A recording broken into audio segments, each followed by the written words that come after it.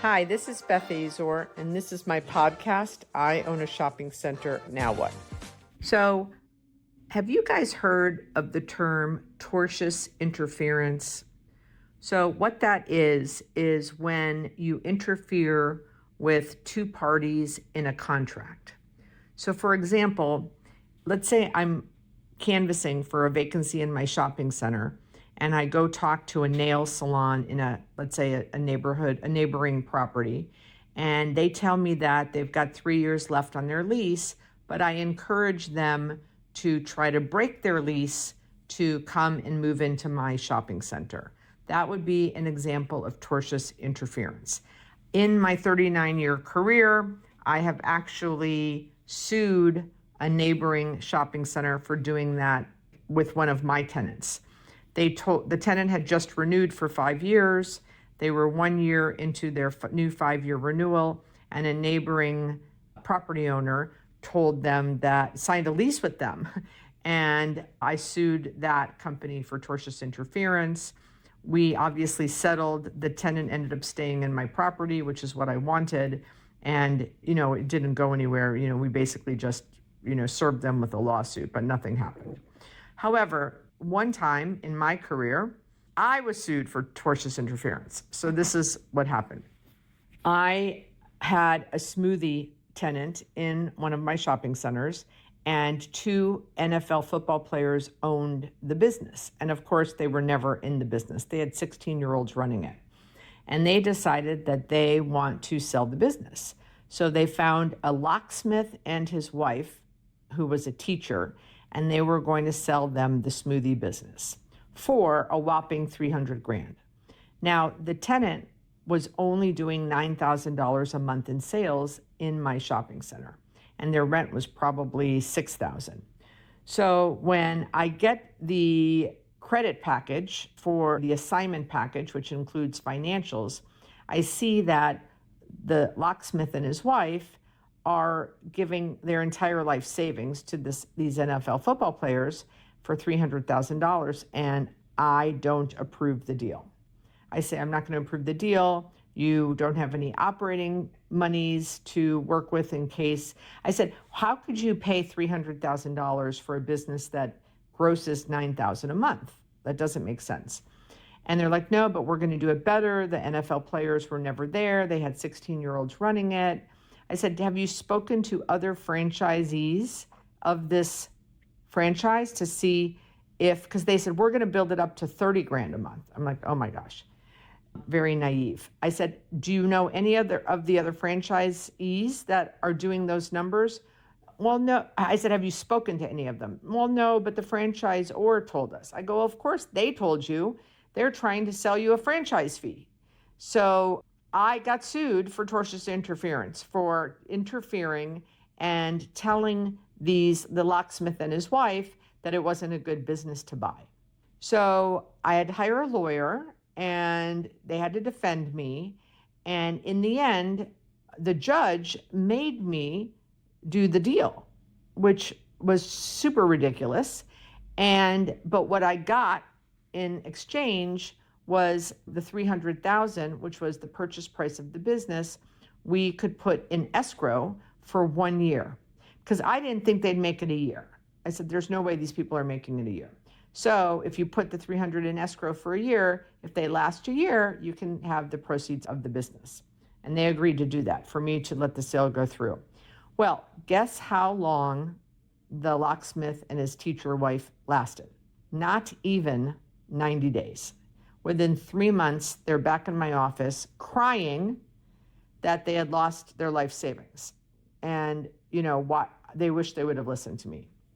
So just that is part of our world, that when we own shopping centers, people buy and sell businesses all the time. And it's very important to know that businesses take it seriously when the landlord gets in the middle of these transactions. So I still don't approve people all the time. I had a situation with a burger guy, a dad and his son they were lawyers, and they wanted to open a burger franchise, Burger 21. And I'm like, You guys don't want to open a burger chain. Yes, my son, he's a foodie. That's all he wants to do. He doesn't want to do law. He just wants to open a burger restaurant. So I agree to let them do it. The father and the son, they had a ton of money, no experience, but a ton of money. And I wanted a burger restaurant, and it was a franchise of the Melting Pot, Burger 21. They lasted 18 months. The dad, hat in hand, comes to me, oh, I should have listened to you. Like, if I had $1 million for every time someone said I should have listened to you. So they say they're going to sell.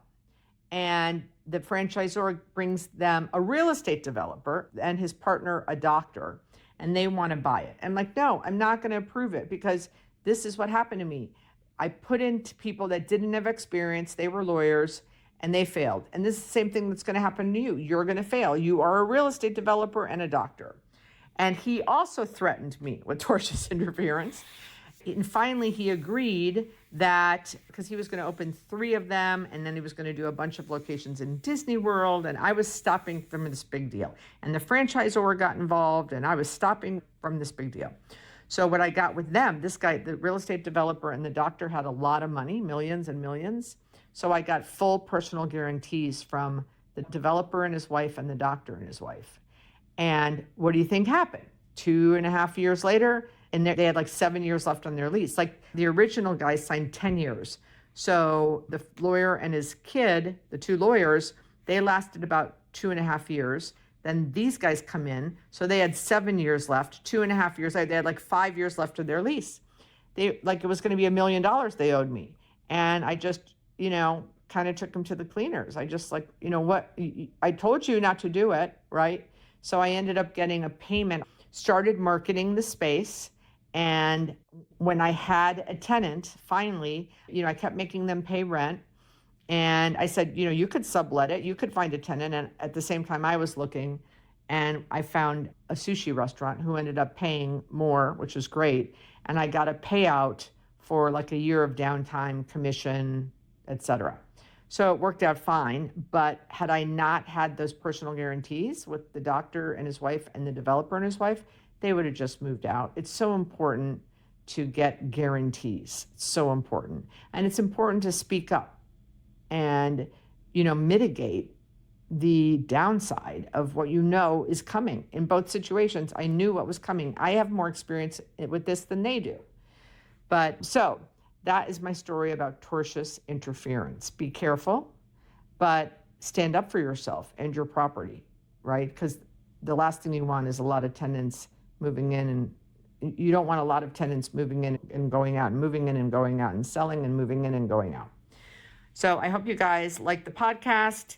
Please give me a review, share it, subscribe, all that jazz, and we'll talk soon. Hey everybody, thanks for listening to the podcast. I love all of the DMs and the calls and the emails, and I realize that we've formed somewhat of a community, and that excites me, and I want to get to know you all a little bit better if you're interested. So I've created something called the Owners Forum. We will meet once a month for 90 minutes and talk about challenges you're having at your properties. We can talk about trends. I'll give you my input, things that are going on down here in South Florida or what I'm seeing around the country. You'll have other people in the group around the country sharing what's going on in their strip center world. And we'll do it for about 6 months, and we'll see how it is. I did something like this during COVID. It was very needed, very much needed, and really productive. So if you're interested, we'll put the details in the links below. So join the group if you're interested, and I'll see you